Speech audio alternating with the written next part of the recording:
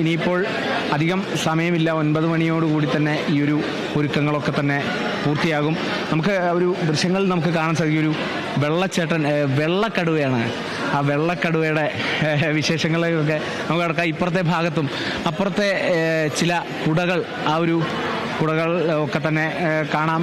ഇതിൻ്റെ പല ഭാഗങ്ങളിലായിട്ടും ഒരുക്കങ്ങൾ നടക്കുന്നുണ്ട്. ഈ ഒരു ഒരുക്കങ്ങളിലേക്കും ഒക്കെ തന്നെ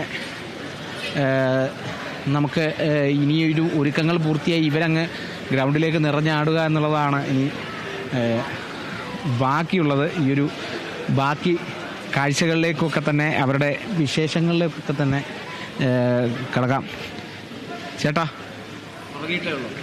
തുടങ്ങിയിട്ടുള്ളൂ. കുറച്ച് സമയം എടുക്കുമോ? സമയം എടുക്കും. എത്ര മണിയോടുകൂടി കഴിയുമെന്നാണ് പ്രതീക്ഷിക്കുന്നത് ഈ ഒരു ഒരുക്കം? ഒരു 9 മണി.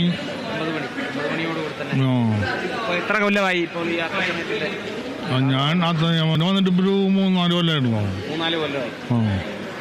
ഇപ്പോൾ 3-4 കൊല്ലമായി ഈ ഒരു തത്സമയ ഘോഷയാത്രയ്ക്ക് പുലിയായിട്ട് ആടുന്നുണ്ട്. ഇവിടെ ഒരു വെള്ളക്കടുവയും കൂടെ ഉണ്ട്. നമുക്ക് വെള്ളക്കടുവയുടെ വിശേഷങ്ങൾ. ചേട്ടൻ്റെ പേര്? എൻ്റെ പേര് ബിജീഷ്. ബിജീഷ്. എത്ര കാലമായി ഇപ്പോൾ ഈ ഒരു വേഷം കെട്ടുന്നു? ഞാനൊരു 30 വർഷമായി.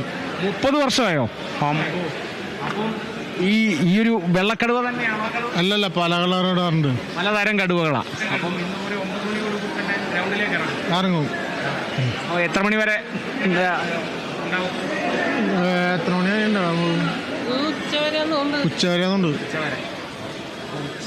ഇനി വെള്ളക്കടുവയുടെ ആട്ടം നമുക്ക് കാണാം. വെള്ളക്കടുവയാണ് ഇപ്പോൾ റെഡി ആയിക്കൊണ്ടിരിക്കുന്നത്. വെള്ളക്കടുവയുടെ അവസാന മിനുക്കുപണികളാണ് നടന്നുകൊണ്ടിരിക്കുന്നത്. ഇങ്ങനെ തന്നെയാണ് ഇവിടുത്തെ കാഴ്ചകളൊക്കെ തന്നെ. ഒപ്പം തന്നെ ഇതിൻ്റെ സാമഗ്രികളുമൊക്കെ തന്നെ ഈ ഒരു പുലിപ്പാതകം ഒക്കെ തന്നെ പല ഭാഗങ്ങളിലായിട്ട് ഒരുക്കിയിട്ടുണ്ട്. ചില തെയ്യക്കോലങ്ങളൊക്കെ തന്നെ നമുക്ക് കാണാനും പറ്റും. ഇതിൻ്റെ ചില കിലുക്കങ്ങളും അത്തരത്തിലുള്ള ഈ കിലുക്കങ്ങളുടെയൊക്കെ ശബ്ദങ്ങളാണ് ഇപ്പോൾ അങ്ങനെ അങ്ങോട്ട് നിറഞ്ഞു നിൽക്കുന്നത്.